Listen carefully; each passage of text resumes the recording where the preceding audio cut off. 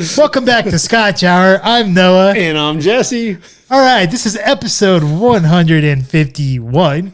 I think we have a great lineup here. We have Laphroaig Cairdeas. Hopefully I said that right. Then we got our shout-outs and get it together. It's followed by our restaurant review being the Wild Basil and our Smarter Challenge being the B-17 Bomber and the TV series Masters of Air. Before we jump into the Scotch, thank you to all the viewers and subscribers on YouTube and Rumble. We greatly appreciate you, and all the many listeners on the very many different podcast platforms. We greatly appreciate all of you as well. Please like, share, and subscribe if you like our content, and leave some comments down below, and we will do our best to comment on those.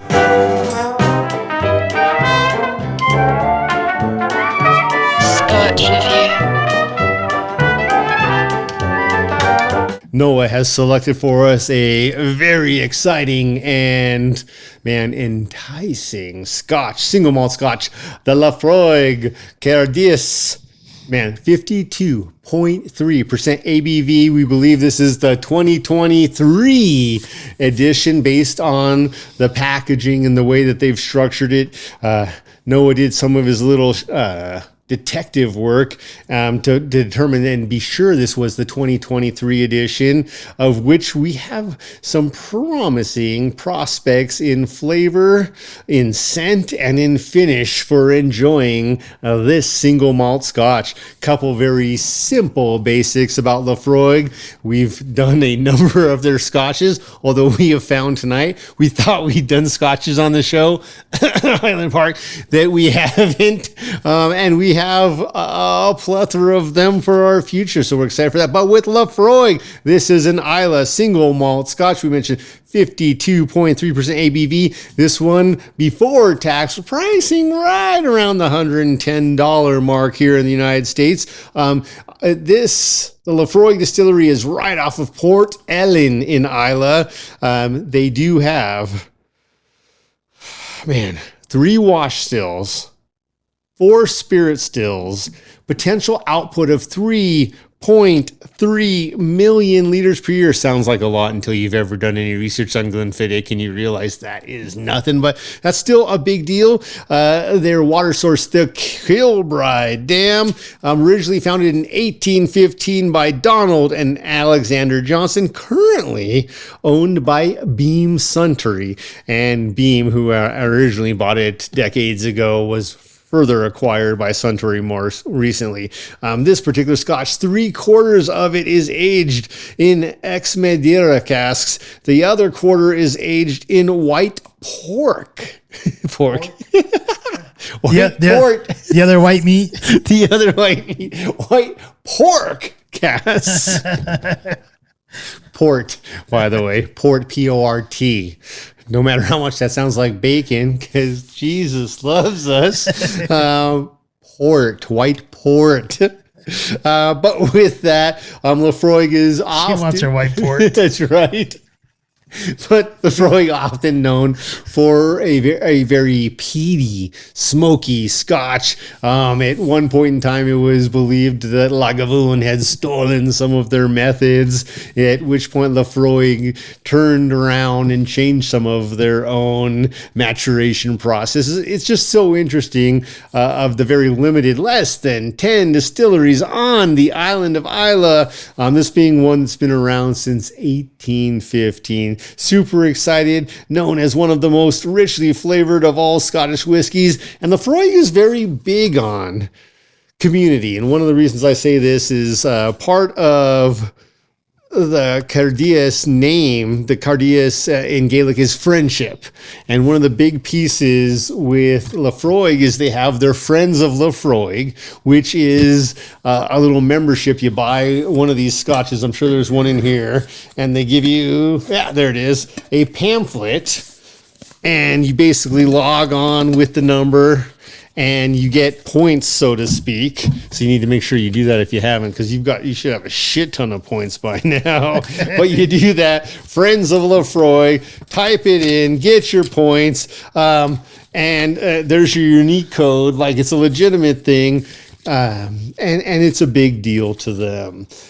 Anything you noticed about potential tours?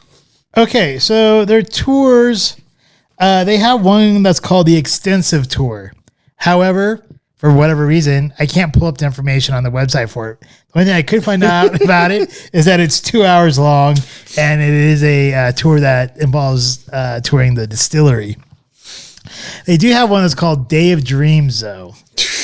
Here, the Day of Dreams one, it starts off with the distillery tour, and then you actually pick up your like picnic basket and go down to the Kilbride water source. Yeah, the Kilbride Dam. Yeah, and have your lunch there.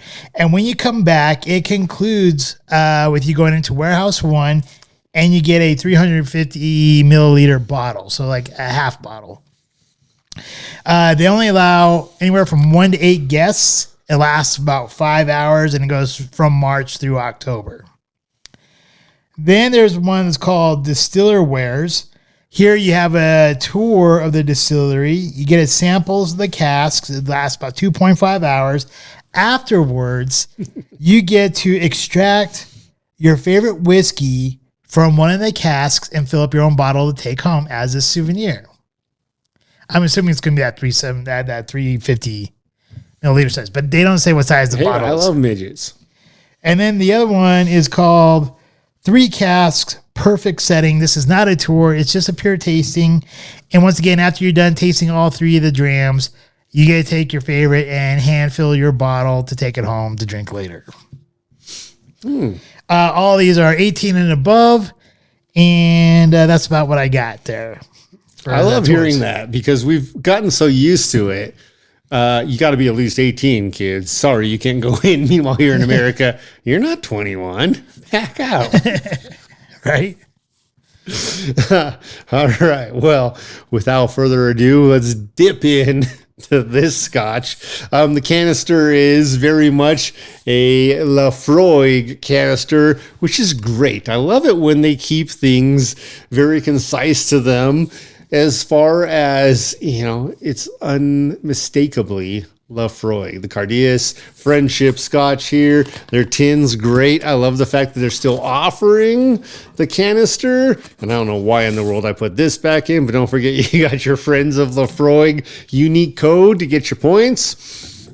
And the bottle, as well as the canister, very much a symbolic Laphroaig bottle, the green glass, the white label, just the right amount of detail to me as far as verbiage on the bottle front and back.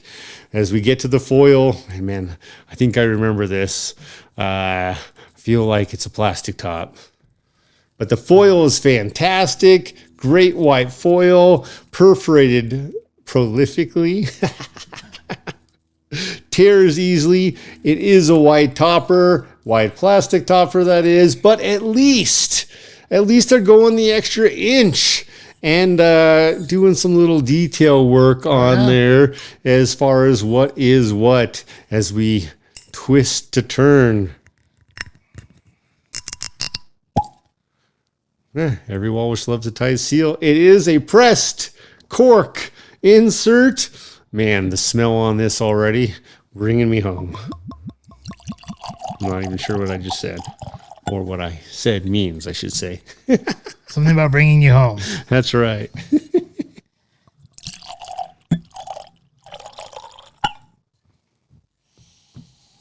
That's pretty damn exciting. The nose on that. All right. Well, I guess it's time for our warp speed and tasting notes. Cheers.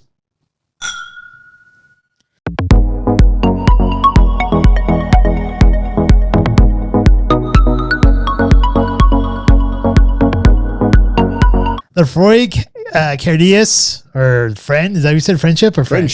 Friendship. The Friendship Scotch here. Honestly, I think it's a nice expression from Laphroaig. I think we've been spoiled here, and I think you said it right. With the past few weeks, with like the Glenfiddich Grand Cru, Octomore. the Octomores. I think anything we really would have pulled, unless we went like higher up the scale, would have been a slight letdown. And that's not to take anything away from this particular Scotch, because I think it's a good Scotch, but maybe not in quite the same orbit as those last two of like the Octomore and the Anthology from Ardbeg and the and the Grand Cru. So I mean, those are some like heavy hitters there, like from what we've been having to go to this Laphroaig, which once again, still a very good bottle, but maybe not quite in the same realm as those three particular bottles there. For this expression on the Laphroaig, I gave the presentation a 4 out of 5. It probably, I mean, with them, they haven't done anything different or extravagant with like their variations, at least from the ones that we've have procured ourselves. Mm-hmm. But what I do like is that they're all really basically the same format of the green bottle, the white label, the white canister. I enjoy that. What would help it go to the next level is if they actually use a wooden topper and a real cork and not a press cork. But because of that, it's going to get a 4 out of 5 because of the plastic topper and the press cork. The color. The color I put here as a nice brassy gold. It's not too dark, not too, I mean, it's a little bit more on the lighter side, maybe light to medium, but I put a brassy gold. I enjoyed the color. Didn't look like they had too many like particulates or things like really floating around in there. So that was a 5 out of 5 still for me. The nose. Here I put, you get your typical Islay, peat, and oak, followed with hints of lemon, burnt orange peel, cinnamon, and leather earth tones, which actually is a great nose. And I gave that a 27 out of 30 points. Pretty respectable. The palate, this probably would be the weakest spot here. On my palate, when I tasted it, it started off with like a nice lemon custard with grilled peaches. And I'm talking about the grilled peaches. Like I never really had grilled peaches until I was in Georgia. Ugh. And a couple of my buddies out there, fraternity brothers I was visiting out there, they were grilling up peaches on their barbecuer, and those like that kind of like burnt or grilled peach has a nice flavor to it. And so here it had like this lemon custard with the grilled peaches involved in there, followed by some dark chocolate and malt, which I really enjoyed. But once that malt and dark chocolate kind of dissipated, which wasn't very long, it turned into cinnamon, starting my finish. And that cinnamon, once that dissipated, then I got like some oak, followed by a little bit more dark chocolate that faded away to the very, very end, where you get a nice sea salt flavor. So it's almost like dark chocolate with sea salt, but the dark chocolate dissipates before the sea salt does. And it left me with a nice finish, which I really enjoyed. So I gave the palate itself a 26 out of 30, and then the finish 27 out of 30. That gives me a grand total of 89 points. Would I take this to a black tie affair? The answer to this is going to be no. Would I take it to a game night? Yes, I would. Do I think this one in particularly has a spot on my shelf? And here I struggle. That's interesting. I do too. Because if I'm going to put a Laphroaig on my shelf, out of all the Laphroaigs we tried, which was the 10, the Select, and the quarter cask, and now this one here, I would actually put the quarter cask on my shelf because I think that one had much better flavor to it than this particular one. And I would enjoy that one, I think, a little bit more than this. but I still think this is a good expression from Laphroaig. Although when I'm talking about an Isla Scotch, I want something more Isla-y, I guess, from an Isla Scotch or distillery. So that's why I think I would go more the quarter cask, because that's going to be more like to what I expect from the typical Isla. Flavor points, I guess, or palate points. Yeah. Yeah. So honestly, I think depending on where you are, you'll probably see this anywhere on your shelves from $99 to $109. I know at one point in time it was in our area for $99, but then you got inflation, Bidenomics, and so now it's $109. But I do think it's worth a try. All right. Well, for myself, I'm right there with you with presentation. It's a solid 4 out of 5. It's not that the plastic topper takes away. It just doesn't add to it. That's what the whole point is that these points are based on what they did to achieve it. And if this is one of their higher expressions, I would expect more than what appears to be a placid plastic topper.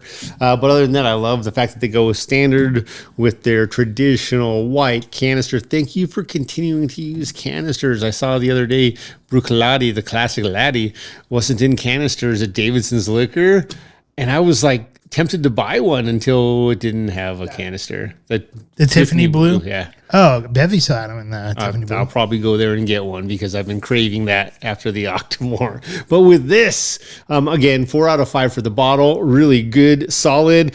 The color for me, this is simple. It is light gold or that late summer wheat, it's drying out, fall wheat, where it's light but still has just the slightest hint of green life in it. 5 out of 5 for color for me. On the nose, man, it's interesting because it pops for me.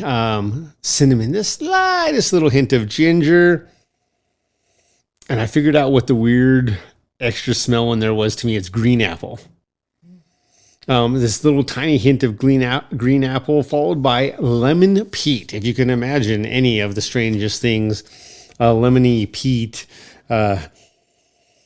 charred orange peel,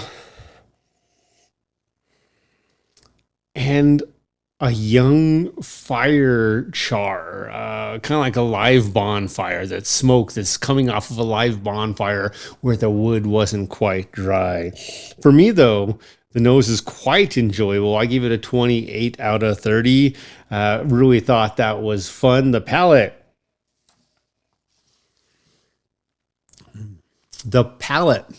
has a surprisingly quick transition, but also great depth of flavor.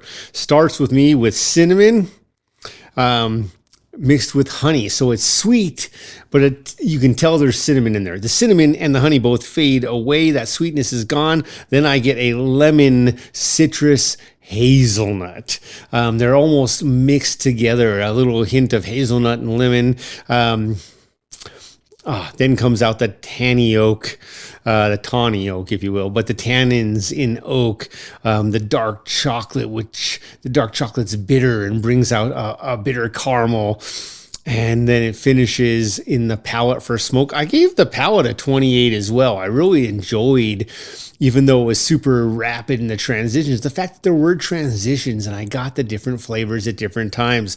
The finish, I'm going to go up this again. Oh. The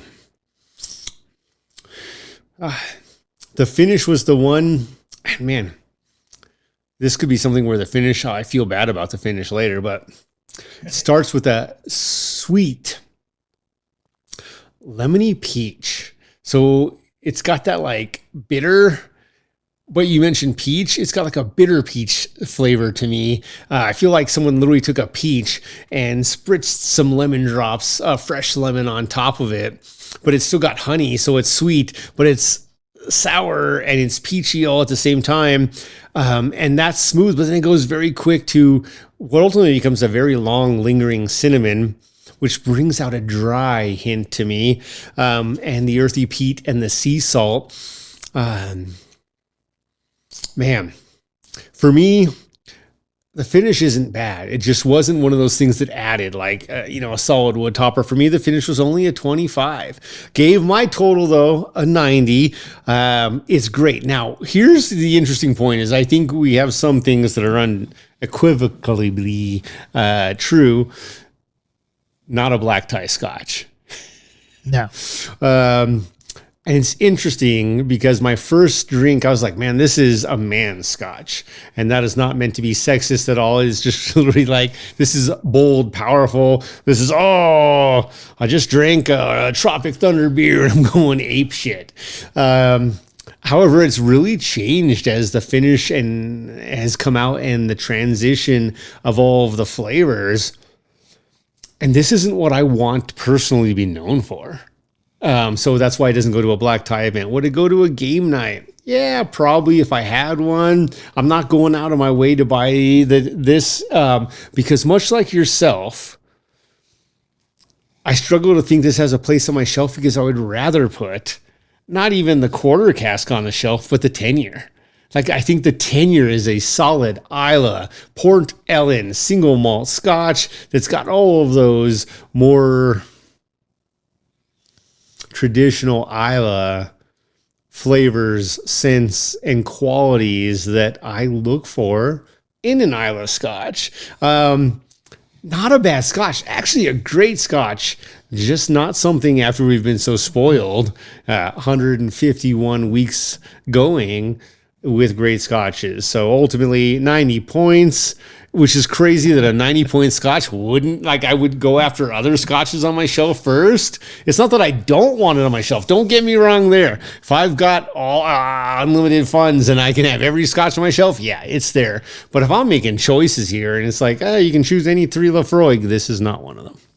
It's odd because, like, I think this is one of the higher scoring Laphroaigs for us. Yeah. And I think that's because it is a great Scotch. It's just not what we look for in Islay. Here's the thing. I think this brings up a good point, though. Like when you said, like, if you can only choose like 3 Laphroaigs or whatever, or maybe 2 Laphroaigs out of your like whatever, I think from one of the other distillery houses, I can find something to replace that one. Whereas like the 10 or maybe the quarter cask, or I wasn't like a huge fan of the selects, but like of the 10 or even like the quarter cask, I think those have a kind of like a spot possibly like on the shelf. Whereas this one, like, yeah, it's like a little bit, it's a higher end Islay for them, or from like at least like these other 4. But when I look at like Oban, or I look at Lagavulin, or even Bruichladdich, right? That's I think I can, like, in that price range for like 100 and over, I think 110 and over. Yeah, 110 and over. I can find a better one that I would rather drink more, and that's why it falls off the shelf. It's a conundrum, if you will, because I agree with you. It's to me it is a great Scotch, but it is not Islay. It is not Laphroaig. It's not what I associate with that greatness. And it's interesting here because there might be lessons, not that any of these distilleries are listening to us yet anyway. But where are they possibly losing the future market share, value, all of those things? It's absolutely, again, a great Scotch. But to that point, man, if I'm having a friend over and I've got $1,000 and I'm going to buy 5 to 10 bottles of Scotch, this is not one of them, even if they all have to be from Islay. And to your point, when Oban does something, their 10-year limited release or something, I still feel like at the end of the day, there are those certain characteristics, the brine, which are unmistakable in that. And there's something that is very mistakable about this for a Laphroaig to me. And I could just be that I don't know well enough. Because it's great, but that could also be another thing. Too smooth. Could be. All right. Well, there you have it. It's gotten an 89 from me and 90 from Jesse. We both think it's a great Scotch. A great Scotch, but for some reason, no black tie. No black tie, and we can't find a spot on our shelf for it. Yeah. But try it anyways. Yeah. Again, it's a conundrum. It's worthy of trying. Dude, it is ridiculous, though, because we are, if you look at the last few weeks, we're literally comparing it to Scotches twice its value, twice its price, 4 times its price. And so that does, like, there may be a day we come back to it and we're like, yeah, well, maybe we're too harsh on it. But at the end of the day, men want, or I shouldn't say men, I assume you want. Man, we either want one of two things out of Scotch. Something we identify as, for me, that's a man, or something that's sexy as hell. And this is like in the mid. It's in the mid range. It's great, but you just fill one cup or the other. I don't want 2 half full cups. I think that's a great analogy because it does. I think who is it? The Mr. Miyagi. You walk on right side of the road, okay. You walk on left side of the road, okay. You walk in middle of the road, squish like grape. No, and that's literally, I love that. I wasn't even thinking about that until right now, and I love that because I think that's this. Yeah. Like, I think they should have gone one way or the other, and it is a delicious Scotch. Don't get me wrong. It's just not what I'm looking for at any point. It's man, I feel guilty about saying it's not black tie worthy and it's not on my shelf worthy when I give it a 90 and I believe it's a 90. But at the end of the day, well, that's why I told you, like, with my score, like, I feel like it's not right. It's just weird. And I'm literally struggling to find like a good example to me. But at the end of the day, that's just it. Like they've covered too many boats and there's 4 different directions, north, south, east, and west, and they went halfway on 2, but all right. So try it anyways. You won't be disappointed. It may just not have a spot on your shelf or be worth taking to a black diamond for $110. Good night.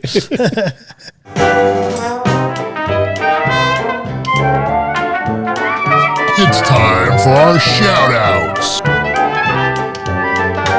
My shout out goes to Aiden and his Cherokee Trail Junior Varsity basketball team taking the championship in a winning style. And when I say that, I mean just good ball playing. Gosh, I hope his coach never watches. I don't know that I love his coach, but his coach got it done. At the end of the day, it's not about making friends with parents or fans or anyone else. It's about getting it done. And the coach did that. And so actually, cheers to you, coach. No matter what, it doesn't matter if I like your style. You got it done. I couldn't do it. All right. That's my only shout out. All right. I have 2 shout outs, but they kind of like intertwine together. So the first one's going to go to Tucker Carlson. Oh, my God. For going out to Russia and interviewing Putin. And this ties in. I love that. This ties in with my other shout out going to Elon Musk, who says that he was not going to censor that interview, which he didn't. So it was put up on X, formerly known as Twitter, and it got like huge amount of views, and it dwarfed like any like the ratings that you would have seen from any of the other like news shows. So I just want to give them a shout out for one, regardless of what you think about Tucker or Putin. It's good to know your enemy, so to speak, right? And for saying like, if our government is saying like the Russians or even the Chinese are our enemy, it's good to kind of hear from them, have them be interviewed and allow us to see the information from both sides. And then as free thinking, free independent people, this allows us, hopefully we have critical thinking skills, allows us to look at what they're saying versus what our government is saying, because I do believe the truth lies somewhere in the middle. Oh, I mean, with what we have seen as far as probably leans more towards Russia right now, but media, yeah, Russia's with what we've seen with our media. And it's interesting because I think you bring up a good point though, which is it's good to know the enemy. And it's not about don't overcomplicate that. What are their goals? What's their mission? What's driving them? Understand that and the basis, and not whether or not you haphazardly emotionally think they're doing right or wrong. Exactly. Because you may find out, hey, this person I'm after killed my wife and my children and my parents, and I just want to take them to prison and make them do some time. Everyone thinks I'm out to kill people for no reason. And that's just it. Our media has literally been hiding whichever half of the reason they want. And so I don't trust our media at all. Literally, I don't. I think it's a different generational thing, of which I should tell you a story about a little old lady at my store today, which was hilarious, but I can't say it on the air because I was at work and I was just laughing in joy. And everyone around me is like, is Jesse losing his mind? And I'm like, no, I just love little old ladies who love Trump. All right, as for my get it together, I'm going to go play a little bit off of what you said about your son winning the championship game. When you and Aiden told me that they won, I was surprised that there was like no reward for them after winning the championship. Not a trophy, not a dinner. It sounded like, from what my understanding was, like there was like really no recognition for winning other than like a pat in the back saying, "Good job, guys, you won the championship." And really, I think it doesn't matter what level it is. It doesn't matter if they're freshman, sophomore, JV, or varsity, or like 8-year-old like little league type of basketball. If you win a championship, the winner should come away with some kind of reward at the end of it all. Whereas like the person who comes in second, they're the first loser, and everyone else, they lost too. They don't really that's part of the whole sporting world, is that if you lose, you don't get a participation trophy. There's no such thing as participation trophies, or they shouldn't be any, but there should be a trophy or something for the winners. Yeah, I agree with you. That's my get together as well, which is... did I steal it from you? No, you're all good. No, because me, my shout outs and my get togethers are usually so closely intertwined anymore. It was absurd to me.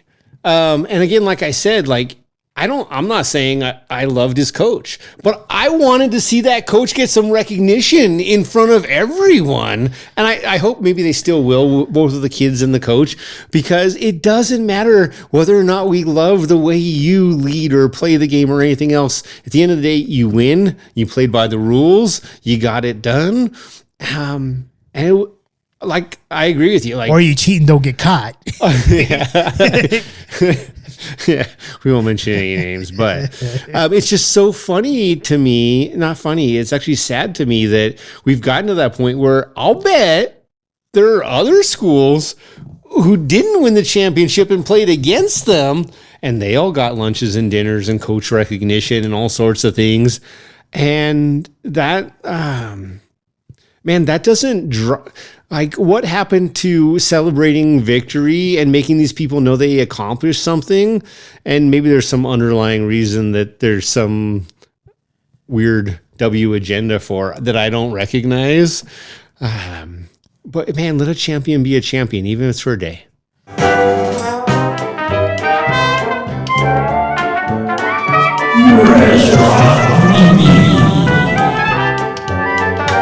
This week's restaurant review, Wild Basil. And we're talking basically right off there at County Line and Holly in Centennial.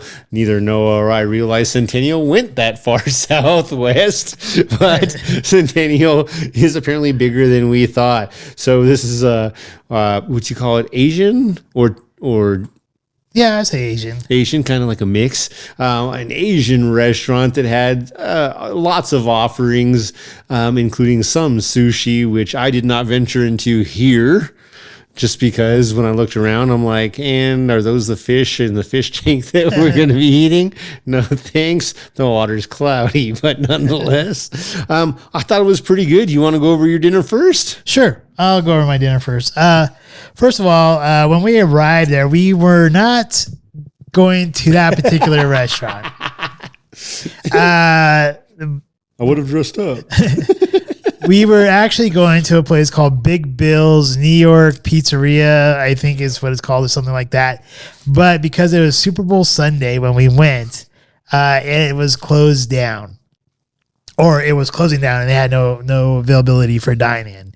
which was kind of a bummer. So I saw that there was an Asian restaurant next door. I'm like, let's just go there because like I didn't know what else to do because my plan fell apart. So we had to make a quick pivot, and so we went to this Wild Basil. The outside, I would say like the parking lot area, that type of stuff. I don't think it was like the best parking lot, Dude. And it was still light out when we were there. Right there with you. It was still light. Sorry, go ahead. No, I'm like, what the fuck is it with parking lots and restaurants lately? Right? So it was still well lit because it was still daylight out when we got there. But I would venture to guess it was going to be a dark parking lot because I didn't see a whole lot of lights there.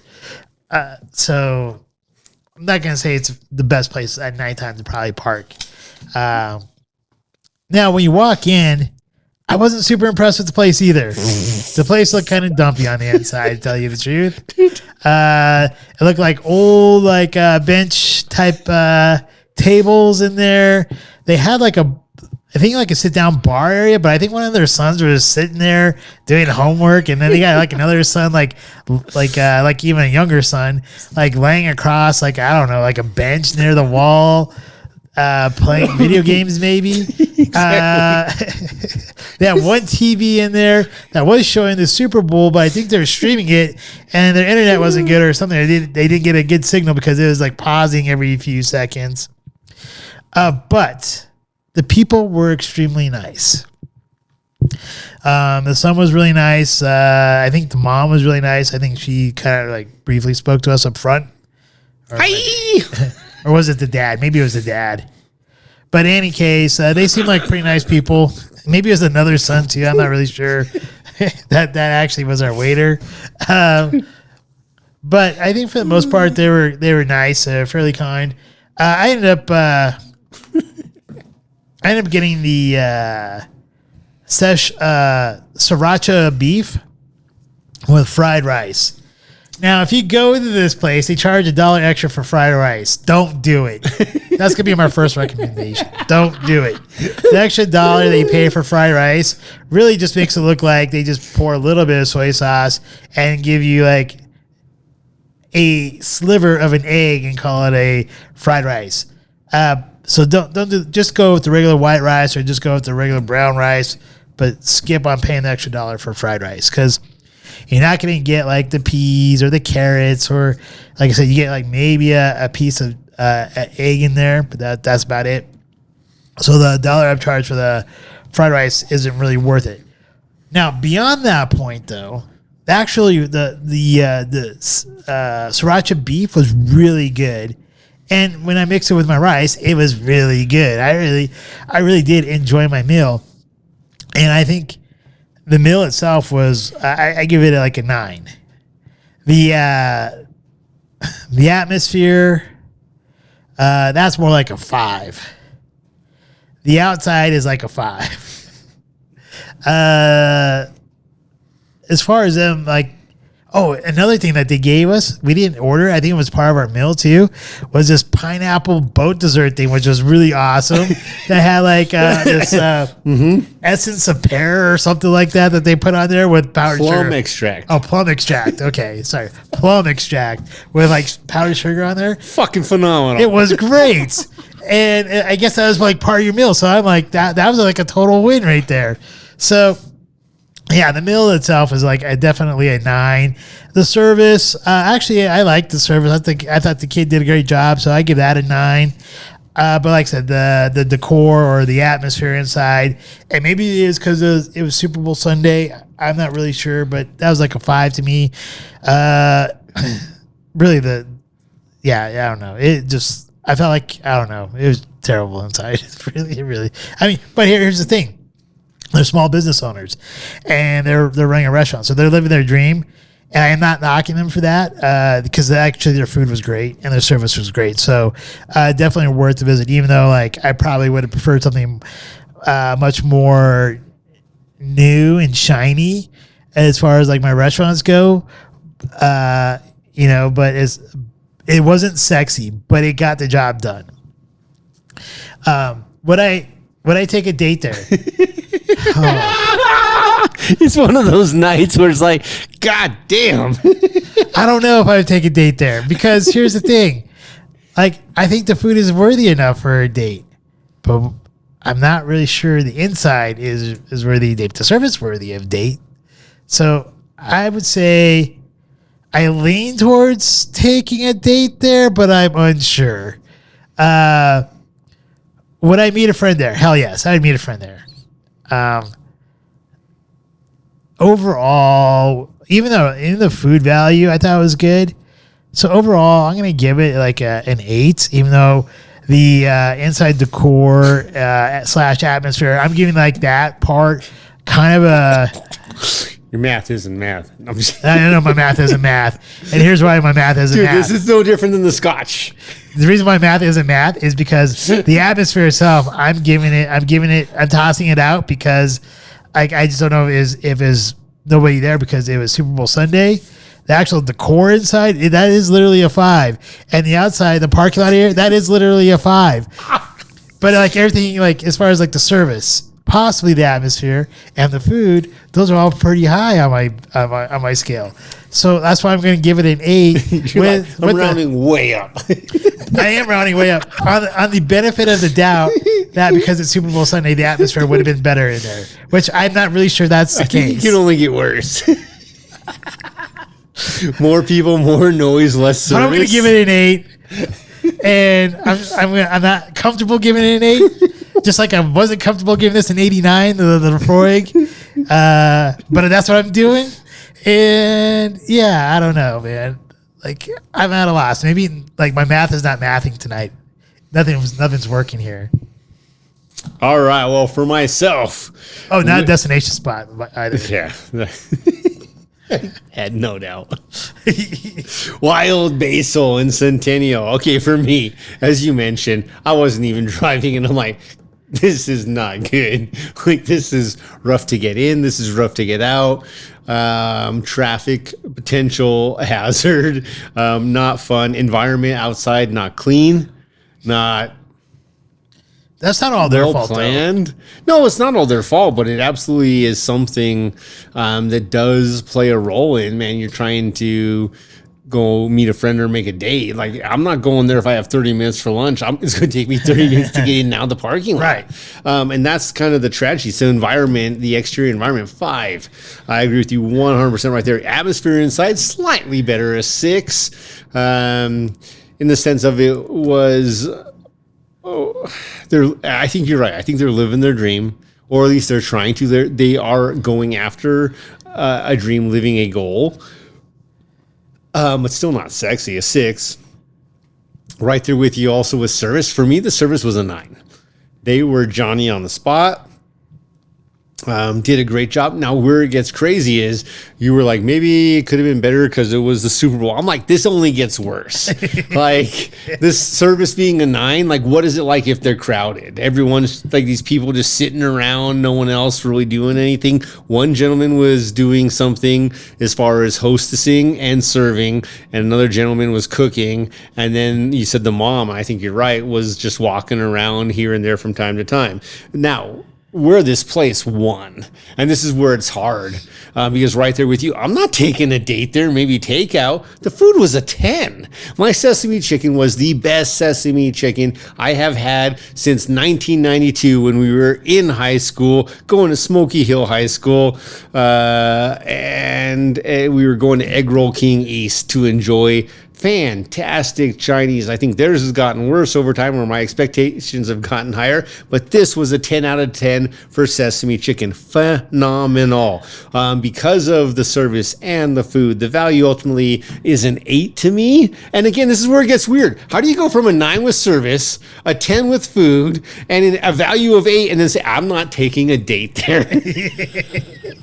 That's why I'm like, I don't know. That's how important atmosphere and environment are, though. It's interesting because I think it's just honest. It's real. And that's the struggle is I would any day, if I want great Chinese and a friend wants great Chinese, I wouldn't hesitate to go there. I actually want to go back there and put them to the test and see if their Mongolian village can stand up to Cherry Village. Because I think that Mongolian beef. Yeah, the Mongolian beef would stand up to Cherry Village, because that would tell me everything. And if it did, then they would have the best of both worlds. And then I would have a new favorite Chinese restaurant. The thing is, Cherry Village has a great environment, a good atmosphere, and still delivers on the others. And that's why, like, as far as Chinese restaurants for me right now, Cherry Village is my destination. Like, it's the one place I'll go out of my way to go. I agree with Cherry Village. Yeah, it's great. At the end of the day, yes, meet a friend there. No, not take a date there. However, I would recommend takeout from there with a date. A destination, absolutely not. Total 7.6. Which you're giving me a hard can time at an only 8? get worse. No, I was just laughing because I'm like, dude, your math isn't math. Because you're like 5. And I'm like 5 plus 5 divided by 2, 8. Yeah, that's because the other ones are like so high. Dude, I'm right there with you. It's a struggle. And that's why, like, I literally do the math and I come up with a 7.6, because it's no different than the Scotch to me. When did we start doing partial points? I started doing that like 2 months ago. Oh, well, maybe I should start doing those partial points. It's just for me. Like, it's my thing, because I wanted to give more consistent scores and really think, like, what really matters. But at the end of the day, you know what really matters? I wouldn't take a date there, but I would meet a friend there for great freaking food. And that's almost twisted too.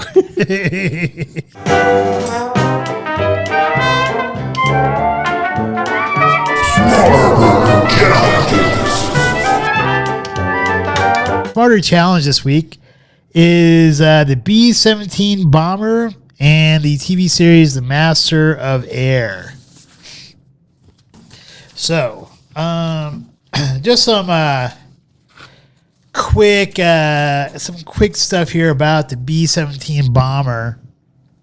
Is that it was called it's from Boeing, so I guess that's what the B might stand for. B-17 by Boeing. Its model number was originally 299, I believe. Boeing created this as part of a competition that the Army Air Force was doing, because they're looking for, I guess, like a new bomber. And so this was basically from the information that I got from aviationhistory.com. Is that this was Boeing's make it or break it. Because in this competition, if Boeing did not produce and they did not get the contract for the B-17s, there would be no Boeing today. So this was a make it or break it situation for them.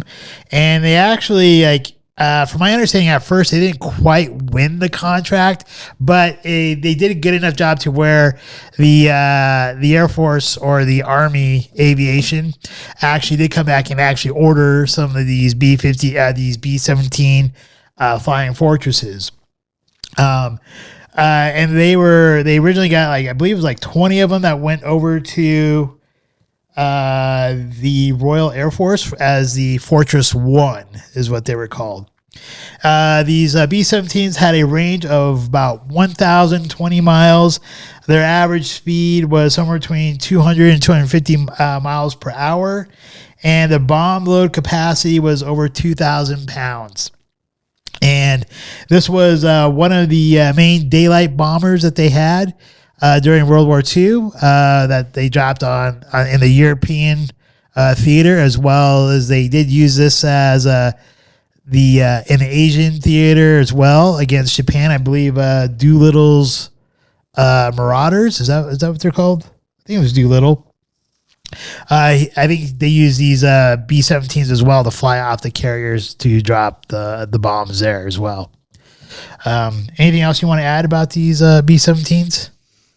That was just a quick rundown, though. As you're talking about the B-17, you're talking about the Model 299. Yep.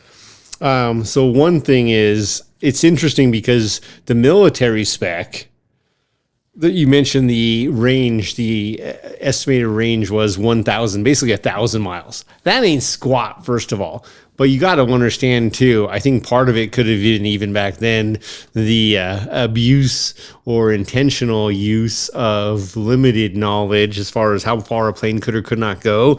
Because on the get-go in 1935, one of their models made it 2,100 miles on a nonstop flight from Seattle to Wright Field in 9 hours. So to think about it in that aspect, these were not fast planes.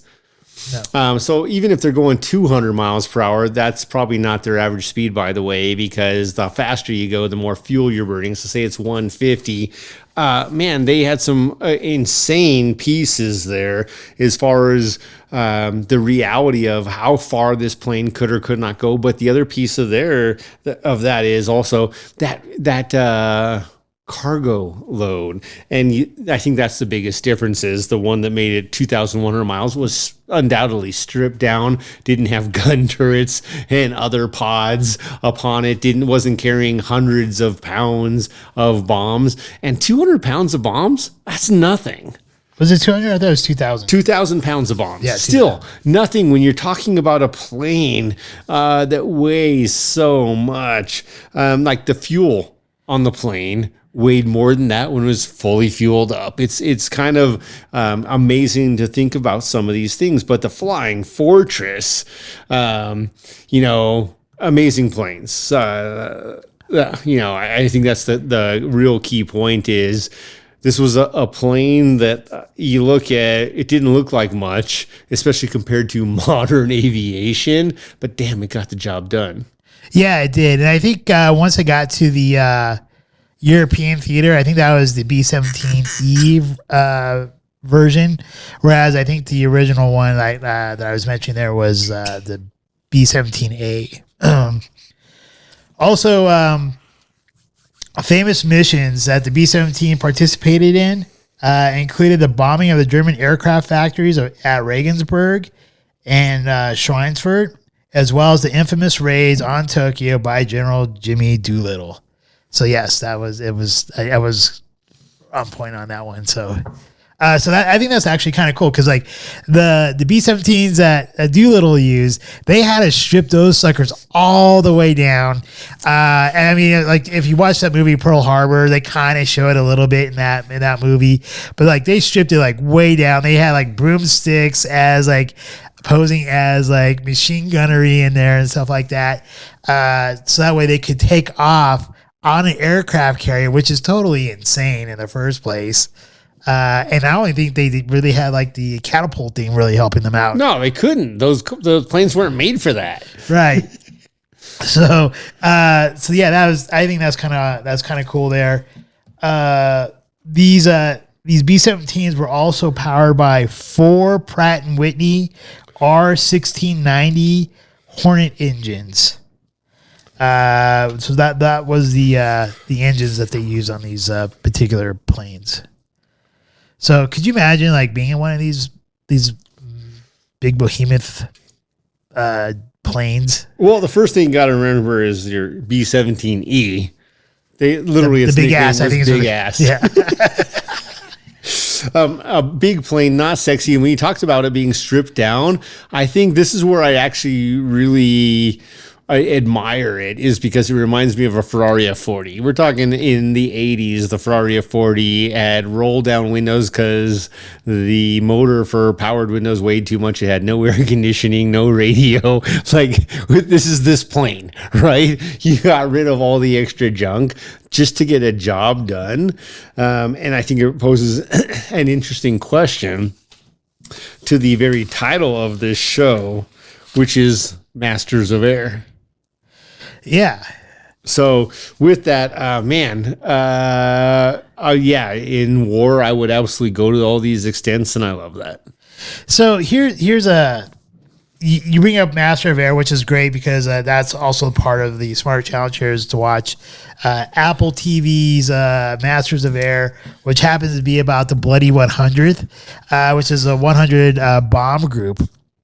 And it's about the original bomb group that was there that came over from, I think they started off in Texas, but it really picks up like they're leaving the U.S., going to Greenland, and then getting to England and off to the very first bombing run going into Bremen is like basically like that first episode, and then that mission gets scrubbed because it was too cloudy, and you get to like know some of these characters, which like these characters in this show are actually based upon the real pilots that flew in the Bloody 100. I guess to begin with, like when you see the B-17s in this show along with the Bloody 100, like what was your first impression?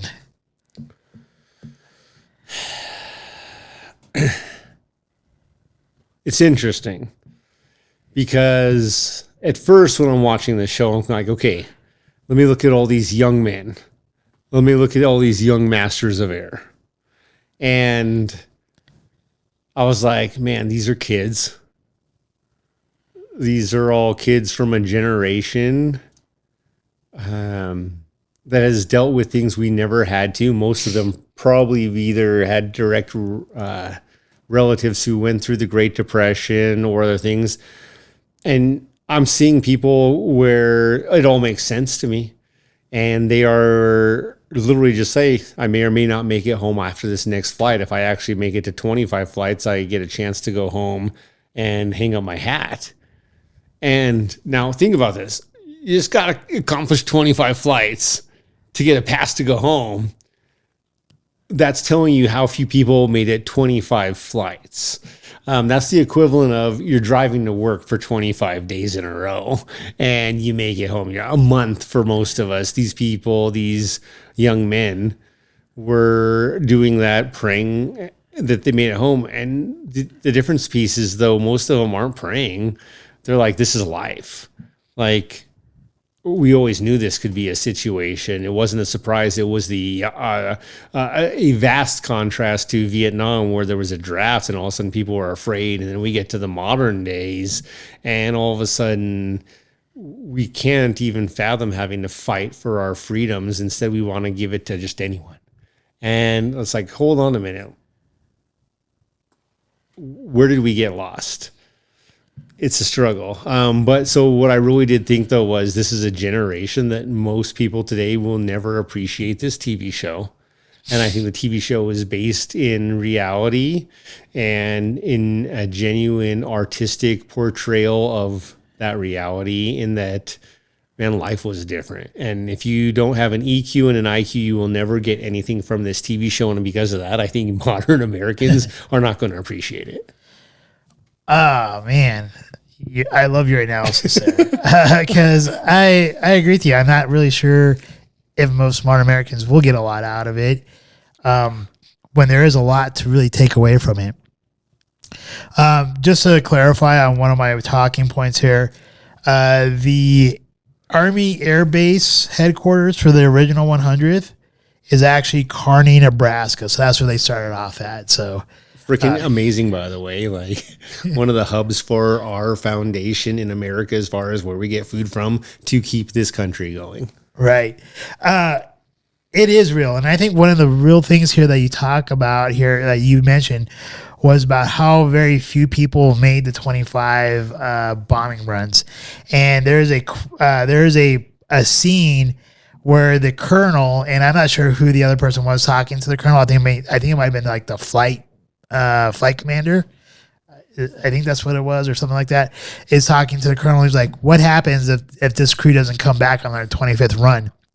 And the colonel's like, either this is going to be the greatest party ever, or like the greatest wake ever, or something like that. Something. Yeah, no, I probably got the quote incorrect, but it's something along those lines. It's literally along those lines. This is either going to be the greatest party ever or the greatest wake ever.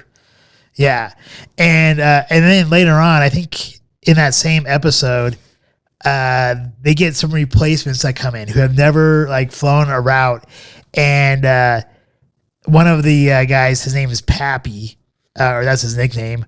He goes, "This is a bad omen if we're celebrating one group that's only flown 25 runs." One man. Yeah, one man. And he's like, I think this is a bad omen. Yeah. And first of all, what I appreciated about that is what I think you can relate that to in modern America is how many people do you know that have been at a job 25 years? Not many. No. I think the average is 5 years. Yeah. So 25 flights, 25 years. Now, obviously, those are different timely wise, but whatever that piece may be, I think that it is something where realities are completely distorted based on expectations. I want this, I want that. Back then, man, this was one way for them to get away from home, to go be a grown-up. I want to say man, but that's only because most of the characters in the movie were male. There were females, and they wanted nothing different either. It's interesting, but it's absolutely true, which is back then the stakes were higher. Oh yeah, way higher. And for me, I watched 4 episodes, and this is why I say I don't think most Americans will get out of a ton out of it. I did. And it makes me sad to think, not that most Americans can't. I just don't think they will. I don't think that they will put themselves in a position to even try to wear the shoes of someone 80 years ago. You make a good point there. And honestly, I think part of this, this series here, in those 4 episodes, because I think there's only 4 out right now, is that seeing what those guys flew through, how do you explain that to somebody? Well, yeah, you don't. But the best you can do is this video, this movie, this TV show, and that is the reality of it, is there are different types of people. And you saw the ones who had the first sight of blood and freaked out, and the other ones who were seeing planes go down and people dying, and they're like, hey, keep focused. Do not put the landing gear down yet. We're 100 feet. Not yet. Right? I mean, some of these planes, and this is another question. I think I was talking to you the other night. How do they patch up these planes quick enough for these guys to fly out again? Because these things were being shot up to total hell. They had wings that were barely hanging on anymore, parts flying off because, and huge ass holes being shot through them from all the flak and the Luftwaffe shooting missiles or their bullets at them. It was incredible seeing what they went through, and I think it becomes a true reality too, because you see them talk about it, and even in the old movie Memphis Belle, I think it was, where they started counting how many planes keep coming back from each mission. Right? They see so many take off, and then as they start coming back in, they start counting them, and they're and you hear it every time. We had 3 come back from mechanical failures, and 11 others missing and stuff like that, or I forget. They keep count. And I think from the original, there's maybe less than a third that was left. Oh, from the original crew at best, or crews, I should say. It's interesting. So you ask about the repair piece, and the closest thing I can relate this to, because when you said that while we were watching the show, it stuck. And did you do some research on it? Because I did. I didn't have to. Okay. But I think I have the answer. They use a pellet gun and just freaking patch it all? Partially, yes. And you know why it was possible? Or it's not pellet gun. What is it? Rivet guns. So basically, but here's the biggest difference. 80 years ago, things weren't as complicated. We didn't have 5,000 sensors telling of us if the left wing rudder flap was getting hot or cold or freezing or stuck or anything. We had basic parts, and the same thing was true with these. This plane had a aluminum monocoque, basically frame structure that was made to be as light as possible, but is also flexible and strong as possible. With that, the body components were very simple. And 20 years ago, I read a study by Chevy, and I don't know that they're still doing this today because they've got some really advanced new Corvettes. But 20 years ago, Corvette did some great things, and they have on and off throughout their history, but one of their victories came through and they're like, how did you make this car so much more successful in the prospect of Le Mans or racing or any other thing? And they actually said by removing as many parts as possible. They made it as simple as possible so there were fewer things to go wrong. And you think about the modern Boeing airplanes, every other one that takes off is missing 40 bolts that a passenger can see from their window, and it never takes off. Versus the planes back then, they were very simple. And yes, they were probably literally quickly welding repair patches of steel, cutting off patches of steel or aluminum, and welding on new ones and painting it quick. It wasn't as complicated as it is now. And that really brings in my ultimate question for you about the end of this. And this is not for you to answer now at the end of the show. Who are the masters of air? Was it the planes or was it the pilots? And I think really part of this show is to point out maybe part of the mastering of the air was the planes. Or the mechanics. Or Boeing. Who's currently failing because they're trying to meet all these specific needs. I think before I jump into that question. Right. No, let's save that for the end. As I mentioned before, the 100th Bomb Squadron or Bomb Group is called the Bloody 100 because they had at least 450 replacements over the 22 months of its operational status in the European theater. Which, I mean, if you consider it like Bucky is talking to Buck in that episode 4, I believe, has mentioned that why even get to know these replacements because they don't know who we are. And if we go down tomorrow, which I think that is like a bad omen in itself, because the next flight out that Buck had, he went down, that these guys wouldn't even remember who they are. And I think when you look at this, like they talk, you see these guys getting blown up, and I think there's one. I think it was in episode 3 when they're. I'm not sure where they're bombing, but in episode 3, one of the planes is going down, and one of the guys is stuck in one of those pods, like the underneath gunnery pod, and the radio guy was trying to get him out, and it got to a point where it was like basically you either dive this guy in his pod because you can't get him out, or you have to live with the fact that you escaped and let this guy die. And I was talking to my mom about this. I'm like, I don't think that guy was wrong in what he did, but you would sure feel shitty about it. I mean, because you want to, like, this guy, he's your friend, and you want to get him out, but at the same time, if you can't get him out, you got to live also to fight another day too. Yeah. But it's something you have to carry with you. And I think no one could really know what they would truly do unless they're in that position.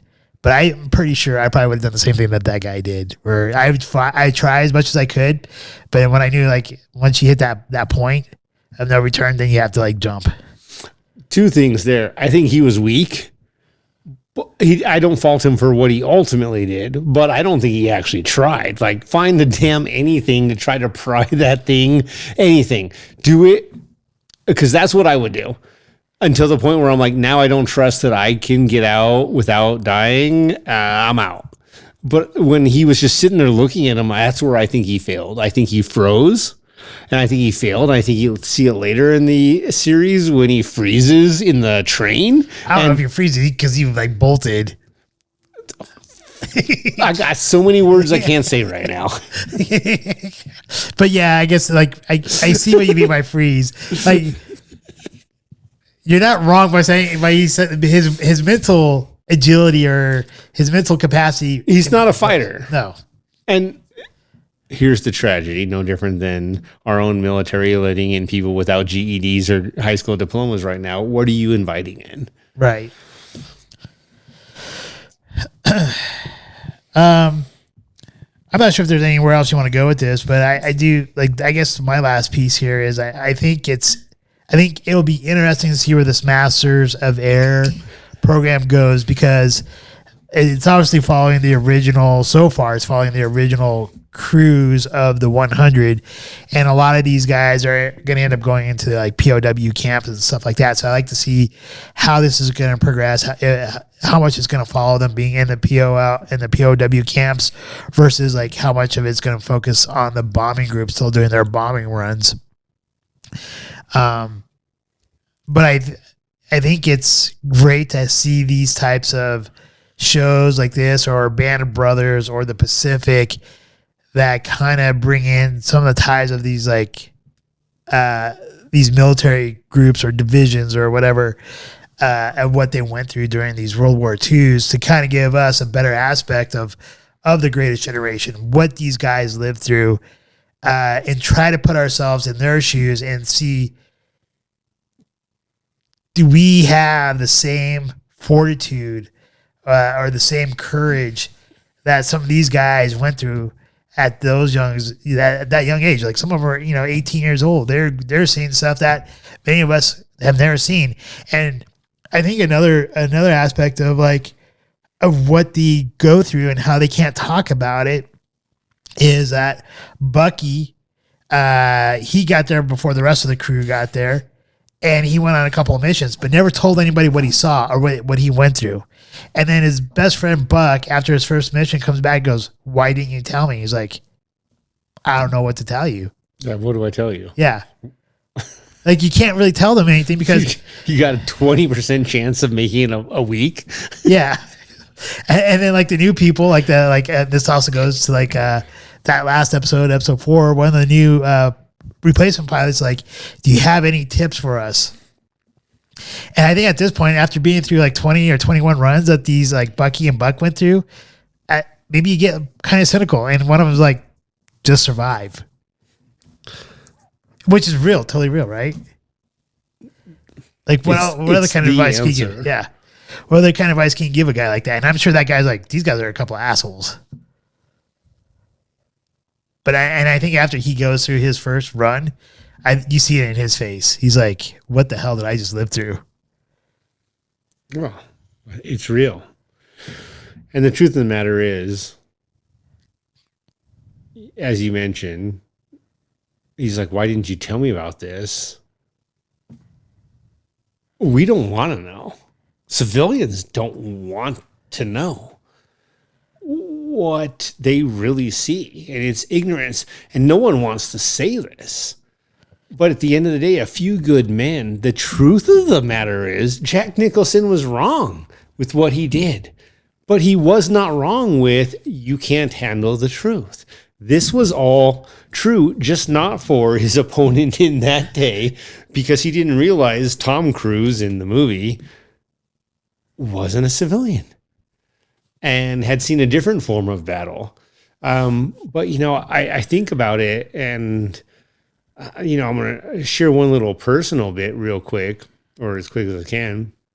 The most impactful funeral I've ever been to was that of my ex-father-in-law's, Stan Emily's father, Harry Emily, as well, and military, not far from here off of Arapahoe Road, National Guard, and it was impactful, and it was impactful on every level in the sense of tradition, what it meant to be someone who stands up for their country, who fought for their country. It doesn't matter if it's the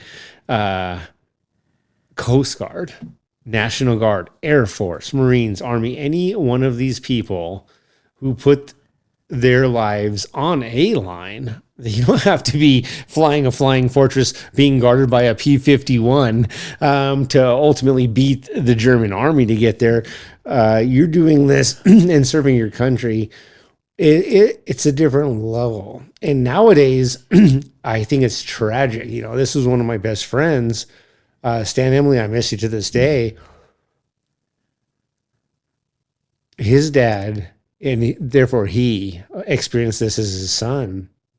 That's real. These are people who are heroes. This show, we watched is entertainment. It's not entertainment to me. These are heroes to me. This is history to me, even if it's loosely based. These are people who fought for not our country. You want to talk about anyone's rights. People illegally immigrating to America. There might not be in America if we didn't have people who fought to keep the war off our soil during World War II, during any of these wars. And it hurts me to think so many Americans are so naive to not appreciate what veterans, soldiers to this day do for our country, have done for our country. It literally pains me. That's what I loved about this show is, man, it's not just a TV show, it's history. And it saddens me that most people can't appreciate this freedom we have. And I could go on for weeks, so I'm going to stop now. But well, I think that would be a great stopping point. I was not going to add anything else, but I got to answer your question. yes. Who is it? The pilots who are the masters of air, or was it the planes themselves that were masters of air? And I'm going to go with that. It was the planes and the men who kept the planes up in the air, being the mechanics, because the planes took a huge beating. They lost a lot of these B-17s until they started getting escorts with the P-51 Mustang. with the P-51 Mustangs. But until they got the P-51 Mustangs, these guys were taking a beating. And these planes could not have become masters of the air if you didn't have the grease monkeys patching them up every night with the gremlins or whatever the hell they had to make these things get up off the ground every single day, which is an amazing feat on its own. Because I think, and I don't I know I'm being kind of ridiculous saying the grease monkeys here, but like in this series too, they're showing you the pilots, they're showing you the planes. Yeah, they show you a little bit about the guys who are keeping these planes functional, but I don't think the mechanics or the grease monkeys are really getting as much credit as they really deserve. Because like when you see some of these planes after they get blown up, you're like, how the hell beat to shit? Yeah, they did. It's like, how do they get these things up in the air again? But yet they manage. And like you said, it's probably because of like the simplicity of it. They used aluminum, so that made it easier to weld some of these spots in and stuff like that.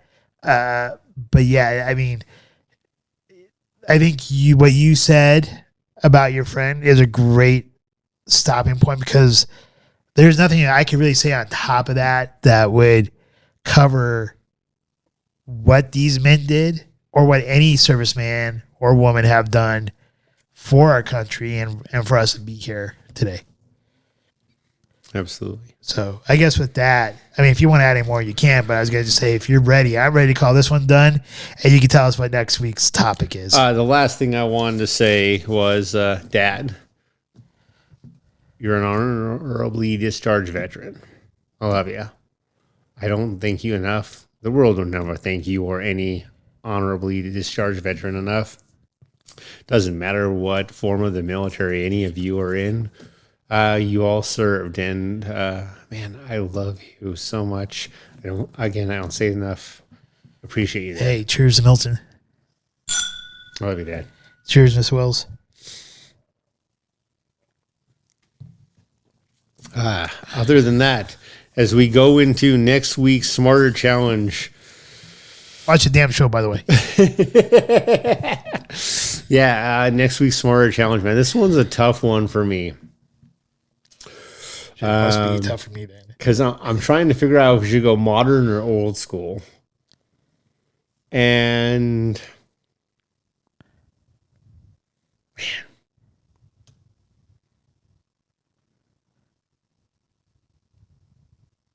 we're going to go slightly old school. And we can talk a little bit about the actor himself, Mickey Rourke, but we're gonna watch the movie The Wrestler and review what its symbolism and what the movie really kind of means to us. All right. That sounds like a good, smart challenge. A little bit lighter, I think, hopefully, than this one. I think we ended kind of a dark note here. I don't know that it will. I think The Wrestler is a pretty dark movie, too, at the end of the day. That's the struggle is, man, I could go pick a comedy right now, but at the end of the day, let's be real. That's just it. A few laughs won't make us grow. And I think as we do this show, what I want for our viewers to know is, hey, take a look at it. I hate war too. Guess what? I don't want to fight anyone. At the end of the day, fights happened on our behalf that made this country a country that illegal immigrants are crossing a border illegally to get to.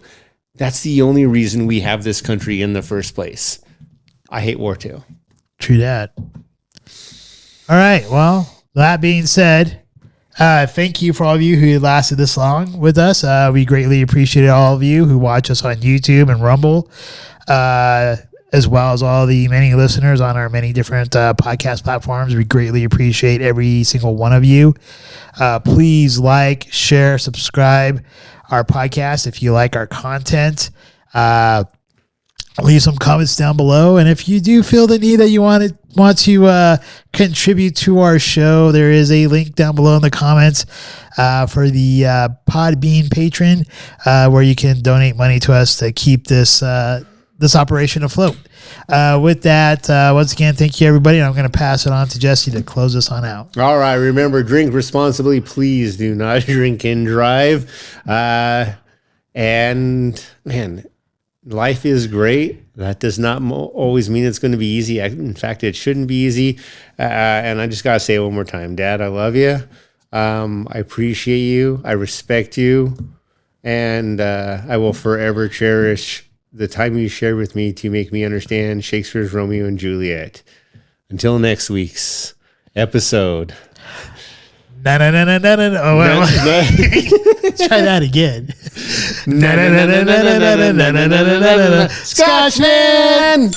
Cheers. We hope you enjoyed this evening's episode of Scotch Hour. If you did, please like, share, and subscribe. Also, if you have not done so already, please become a Patron member, with memberships starting as low as $1 a month. Thank you, and hopefully you have a wonderful evening.